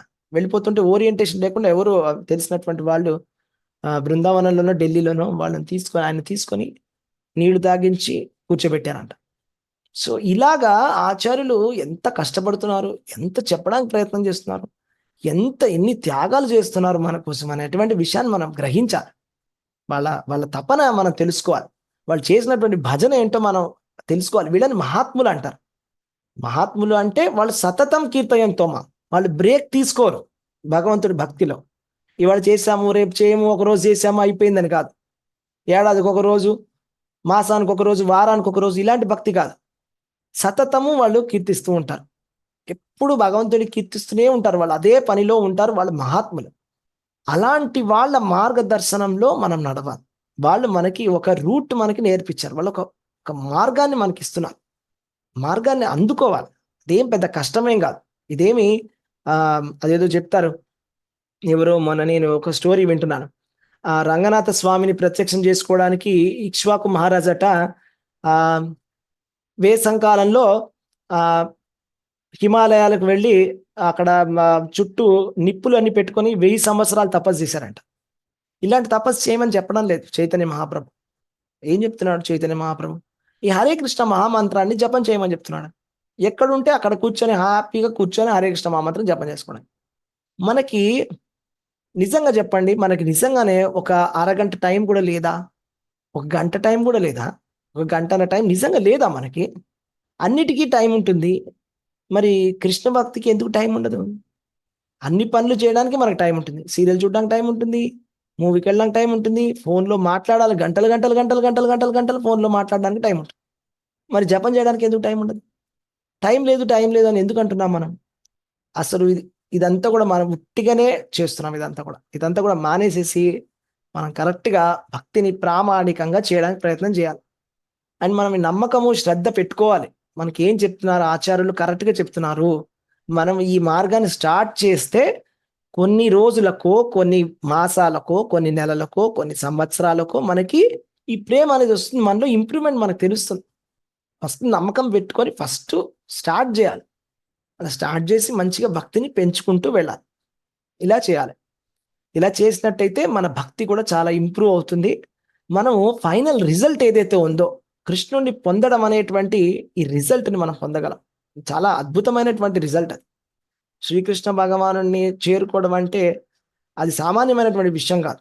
ఎందుకంటే మనిషి జన్మ మనం అనుకుంటాము ఏదైనా నేను చాలా ఆస్తిని సంపాదించి నా పిల్లలకి ఇవ్వాలి అని మనం కోరుకుంటాం. ప్రతి మనిషికి అలాంటి కోరికలు ఉంటాయి. నేను ఆస్తిని సంపాదించాలి, అందరూ నన్ను పూజించాలి, అందరూ నన్ను పొగడాలి. అబ్బా నువ్వు చాలా మంచోడివి, నువ్వు చాలా గొప్పోడివి, ఆయన మనం అందరూ పొగడాలి, మన చుట్టూ ఉండేటువంటి వాళ్ళందరూ అబ్బా నువ్వు చాలా గొప్పడాలి. ఇదంతా కూడా ఒక ఒక రకమైనటువంటి మోహం, జస్ట్ ఒక ఫీలింగ్ అంతే. అందరిలో అది ఆటోమేటిక్గా భగవంతుడు తయారు చేసినటువంటి అవిద్య, అజ్ఞానం అది యాక్చువల్గా. అంటే నాకు ఇంపార్టెన్స్ కావాలి, నన్ను అందరూ వచ్చి పూజ చేయాలి, లేకపోతే నాకు చాలా ప్రతిష్ట చేయాలి, లేకపోతే నేను చాలా డబ్బున్నవాడిని అవ్వాలి, నేను ఏదో చేయాలి, అది చేయాలి, ఇది చేయాలి. ఇదంతా కూడా ఏంటంటే అజ్ఞానము, అవిద్య. ఇది జ్ఞానం కాదు, నాలెడ్జ్ కాదు. ఇదంతా కూడా ఒక సెకండ్లో వెళ్ళిపోతుంది అంతా. మనం ఏం చేసినా కూడా ఒక రాత్రి, ఒక గంట, ఒక నిమిషంలో అన్ని వెళ్ళిపోతాయి. హరితి నిమేషాత్ కాలాత్ సర్వం. అంటే ఒక్క నిమిషంలో కాలం అంతా కూడా లాక్కెళ్ళిపోతుంది. అందుకనే మనం ఏం చేయాలంటే గోవిందుడి యొక్క భజనని చేయాలి. ఓకే, సో ఇది చాలా ఇంపార్టెంట్. దీని తర్వాత ఏదైనా భక్తి మనం ముందు పెట్టేసుకొని తర్వాత ఏదైనా టైం మేనేజ్మెంట్ అంటారు. టైం ఎలా మేనేజ్ చేయాలి మాకు తెలియడం లేదని. టైం ఎలా మేనేజ్ చేయాలో సింపుల్ ట్రిక్ చెప్తాను. టైం ఎలా మేనేజ్ చేయాలంటే, ఒకసారి ఒక ప్రొఫెసరు కొన్ని ఒక గ్లాస్ ఇచ్చాడు.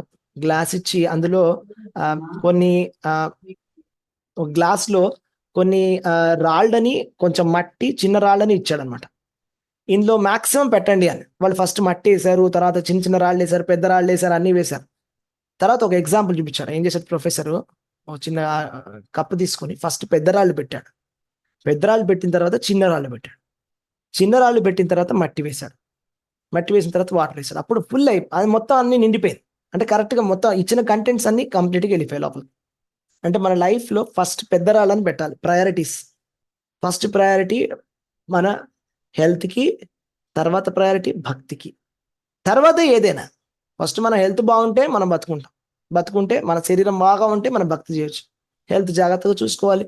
తర్వాత భక్తి, పెద్ద పెద్ద రాళ్ళని పెట్టాలి ఫస్ట్. భక్తి అంటే ఫస్ట్ మన డే ప్లాన్లో భక్తి పెట్టేసుకోవాలి.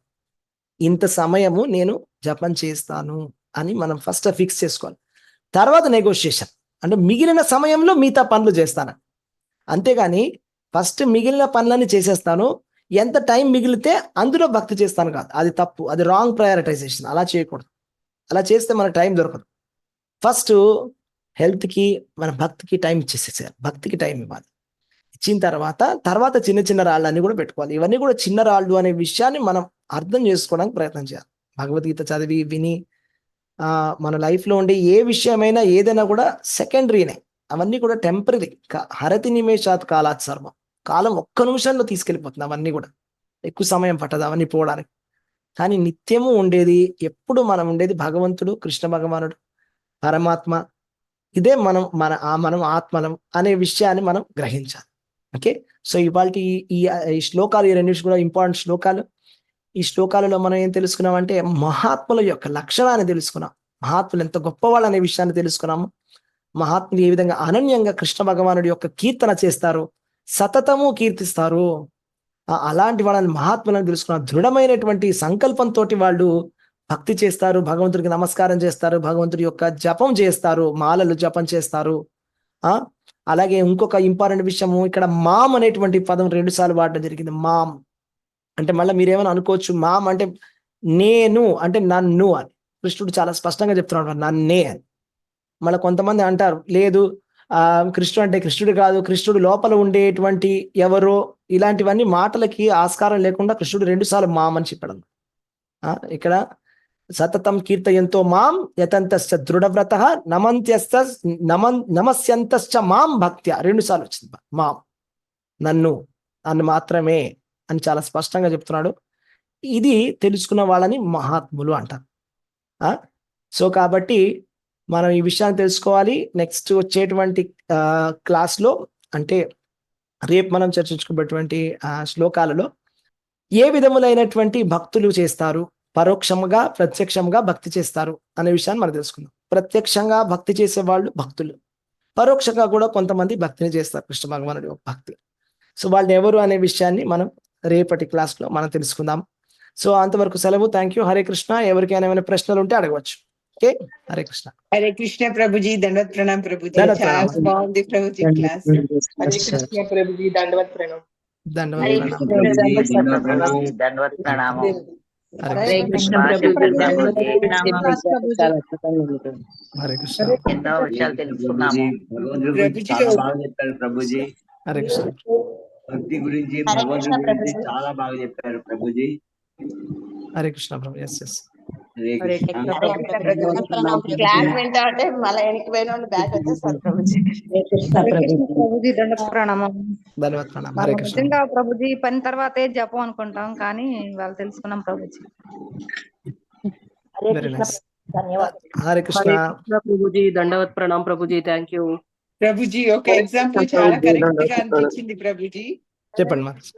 అది చెరుకు రసంలో చాలా చెరుకు పెట్టి పెట్టి తిప్పి అంతా తీసేసిన తర్వాత ఎట్లయితే మనం సాటిస్ఫాక్షన్ చేసుకుంటాం కదా ప్రభుజీ. సో రియాలిటీ అనేది ఎంత ట్రూత్ అనేది ఎంత చిన్న ఎగ్జాంపుల్ లో చాలా బాగా చెప్పారు ప్రభుజీ. అది చాలా బాగా నచ్చింది.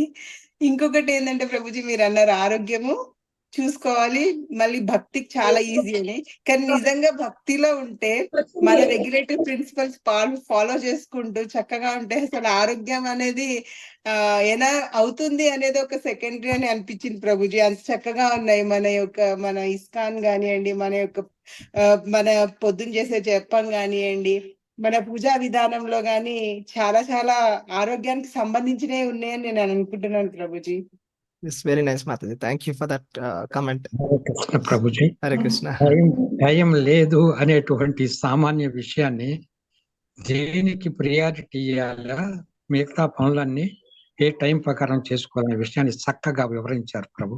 ఒక గ్లాసులో రాళ్ళు ఎలా వేయాలి, ఆ విధంగా వేస్తుంది ఒక ఉపమానంతో చక్కగా చెప్పారు ప్రభు. దండవత్ ప్రణామం. దండవత్ ప్రణామం ప్రభు. హరే హరే కృష్ణ. కృష్ణ ప్రభుజీ. చిన్న హరే కృష్ణ. సందేహం ప్రభుజీ. ఎస్ మాతాజీ, చెప్పండి. ప్రభుజీ చిన్నది. ఇక్కడ మీరు 13వ శ్లోకంలో భాగవతంలో 1st శ్లోకంలో వివరణ చెప్పారు కదా ప్రభుజీ. Yes yes. అందులో భౌతిక విశ్వాలు అసత్యం లేనను దేవదేవుని కారణంగానే సత్యంలో గోచరించాయి అనేది ఒక్కసారి నాకు చిన్న వివరణ ఇచ్చారు. ఓకే, షార్ట్ గా చెప్తాను ఎందుకంటే అది షార్ట్ గా చాలు ప్రభుజీ. ఓకే, షార్ట్ గా చెప్పాలంటే భౌతిక ప్రపంచాలన్నీ కూడా తాత్కాలికము. అంటే అసత్యము అంటే తాత్కాలికమైనటువంటి ప్రపంచాలు నిజంగా అనిపిస్తున్నాయి మనకి. అంటే ఇప్పుడు సపోజ్ ఫర్ ఎగ్జాంపుల్ మనకి ప్రతిరోజు ఇదే కదా మనం ఇప్పుడు చర్చించుకున్నాం ఏంటంటే మనకి భక్తికి అంత ఇంపార్టెన్స్ మనం ఇవ్వలేకపోతున్నారు అందరు జనాలు. ఎందుకంటే మనం ఎవరైనా భక్తి ఎక్కువ ఇంట్రడక్షన్ లేని వాళ్ళు ఏం చెప్తారు, ఏంటంటే టైం వేస్ట్ చేస్తారేంటి, ఎన్ని పనులు ఉన్నాయి మనం చేసుకోవడానికి అని అంటారు కదా. ఎందుకంటే చేయాల్సిన పనులు ఎన్నో ఉన్నాయి, ఇప్పుడు నేను భజన చేసుకుంటూ కూర్చోమంటావా అంటారు. అంటే ఇది ఏంటి, ఎందుకు అలాంటి ఆలోచన వస్తుంది అంటే కృష్ణుడి యొక్క మాయ వల్ల వస్తుంది ఆలోచన. కృష్ణుడి యొక్క మాయ వల్ల ఏది అసత్యమో అది సత్యంగా కింద గోచరిస్తున్నది, ఏది అనిత్యమో నిత్యం కింద గోచరిస్తున్నది. మరి ఎలా దాన్ని అవాయిడ్ చేసుకోవాలి? అది ఎలా అవాయిడ్ చేయాలంటే అదే భక్తుల యొక్క సాంగత్యంలోనే మెల్లగా భాగవతం వింటూనే మనకు తెలుస్తుంది. అది టైం పడుతుంది. బాగా భాగవతము వినాలి, భగవద్గీత భాగవతం బాగా వింటే ఈ తత్వం మనకి బాగా మైండ్లోకి ఎక్కాలి, తత్వం మైండ్లోకి ఎక్కాలి బాగా. అప్పుడు మనకి కంటి ముందే క్లియర్గా తెలుస్తుంది. ఎలాగా అంటే ఇప్పుడు ఒక నీహారం ఇవ భాస్కర అని ఉంటుంది. నీహారం ఇవ భాస్కర అంటే ఇప్పుడు పొద్దున్నే మనం బయటకు వచ్చినప్పుడు లేకపోతే కార్ మీద కానీ ఎక్కడ గ్లాస్ మీద కొద్దిగా నీళ్ళు వస్తాయి కదా, మంచులాగా వస్తుంది మంచు. కొద్దిగా 7 o'clock 8 o'clock అయ్యేసరికి ఆ మంచు అంతా కూడా ఎండిపోతుంది, డ్రై అయిపోతుంది. అంటే ఏంటి అర్థం, ఆ నీహారం అంటే ఆ మంచు అనమాట. ఆ మంచు ఎలాగైతే ఎండిపోతుందో మెల్లగా టైం తోటి భాస్కర సూర్యుడి వల్ల అది ఎండిపోతుంది నిదానంగా, 1 సెకండ్లో అది ఎండిపోతుంది. అలాగే మన మనసులో ఉండేటువంటి అవిద్య, ఈ మాయ అనేది కూడా కంటిన్యూస్ గా సూర్యుడి కనెక్షన్ లో టచ్ లో ఉండాలి మనం.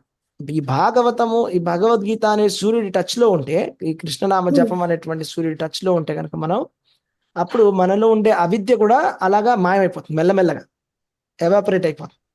కాబట్టి మనం ఎప్పుడు నిత్యం టచ్ లో ఉండాలి, ఎప్పుడు అవుట్ ఆఫ్ టచ్ వెళ్ళకూడదు. అవుట్ ఆఫ్ టచ్ వెళ్ళామంటే ప్రాబ్లం. అంటే స్వామి నిజాల గోచరింప చేయడము ఏంటి ప్రభుజీ? స్వామి నిజాన్ని స్వామి నిజాలుగా గోచరింప చేస్తున్నారని చెప్పారు కదా ఆ ప్రభుజీ. స్వామి సత్యాలు మనకి అసత్యమైనటువంటి ప్రపంచం సత్యంగా మనకు కనిపిస్తోంది అంటే అది స్వామి వల్లనే. అది ఎలాగంటే సపోజ్ మీరు సినిమాకి వెళ్ళారనుకోండి, సినిమాలో మీరు స్క్రీన్ చూస్తారు, స్క్రీన్ తెర మీద మీకు అంత కదులుతున్నట్టుగా ఒక సినిమా కనిపిస్తుంది. బట్ యాక్చువల్గా చూస్తే అది ఒక్కొక్క ఫ్రేము బొమ్మలు కంటిన్యూస్ గా మారుతూ ఉంటారు అనమాట, ఫ్రేమ్ బై ఫ్రేమ్. బట్ మీకు అది కదులుతున్నట్టుగా కనిపిస్తుంది. మీరు ఒక గంట సేపు కూర్చుంటే నిజంగానే అక్కడ ఉన్నారేమో అనిపిస్తుంది, మీ కంటి ముందే డ్రామా నడుస్తుందేమో అని. అంటే ఏదైతే నిజం కాదో అది నిజం లాగా కనిపిస్తుంది, ఇల్యూషన్.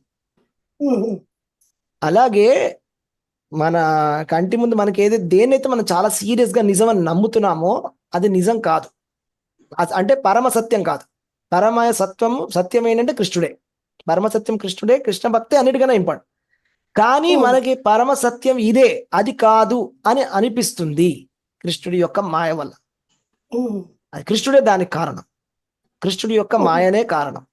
అదే ప్రభుజీ, ఎలా జయించాలి అంటే భక్తుల సాంగత్యమే. భక్తుల సాంగత్యము ఈ చెప్పినటువంటి నియమాలు ఏవైతే ఉన్నాయో సేమ్, జస్ట్ మనమే కొత్త తయారు చేయక్కర్లేదు, ఇచ్చిన ఫార్ములా తీసుకొని చేయాలంతే. చేసినటువంటి ఫార్ములా ఆచార్యులు ఇంతకుముందు వాళ్ళు చేశారు, వాళ్ళు జయించారు, వాళ్ళ మార్గంలో మనం వెళ్ళాలి అంతే. కొత్తగా మనం తయారు చేయాల్సింది ఏం లేదు ఇక్కడ. వాళ్ళు ఏ విధంగా చెప్పారు ఆ విధంగా చేస్తే చాలు. ఓకే, హరే కృష్ణ. హరే కృష్ణ ప్రభుజీ, దండవత్ ప్రణాం ప్రభుజీ. చాలా అద్భుతంగా ఉంది ప్రభుజీ. ప్రభుజీ మీరు చెప్పారు కదా తమాల కృష్ణ గోస్వామి గారి గురించి, అయితే వారికి తమాల వృక్షానికి ఏమైనా రిలేటెడ్ గా ఏమైనా ఉందా ప్రభుజీ? బంధం ఏమైనా ఉందా ప్రభుజీ? లేదనుకుంటా మాతాజీ, నాకైతే తెలియదు, ఆయనకి పేరు పెట్టారు, నాకు తెలియదు. లేదు మాతాజీ. Thank you Prabhuji. ప్రభుజీ నిజంగా ఎవరు మహాత్ములే మాత్రమే భగవంతుని శరణు పొందుతారు, అనన్యం ఆయనది భక్తితో చింతిస్తారు, నామాన్ని స్వీకరిస్తారు. ఆ దురాత్ములైతే వాళ్ళు ఎప్పుడు భగవంతుని ఆశ్రయించే ప్రయత్నం చేయరు, ఆ మహామాయలో ఉంటారు. మిగిలిన వాళ్ళంతా కూడా ఆ భక్తులు మాత్రం యోగమాయలో ఉంటారని ఎంతో అద్భుతంగా చక్కటి ఎగ్జాంపుల్స్ తో చెప్పారు ప్రభుజీ. నిజంగా ఆ భక్తులు ఏంటంటే ఆ పిప్పిలోనే ఆనందాన్ని ఇంకా స్వీకరించాలని చూస్తారు, కానీ అసలు ఆ రసాలని స్వీకరిద్దామనే ప్రయత్నం చేయరు అని చాలా అద్భుతంగా ఉంది Prabhuji. Thank you Prabhuji. Hare Krishna. Thank you very much. Thank you అందరికి. Thank you Mataji. హరే కృష్ణ అందరికి. ప్రణాం. ధన్యవాదాలు.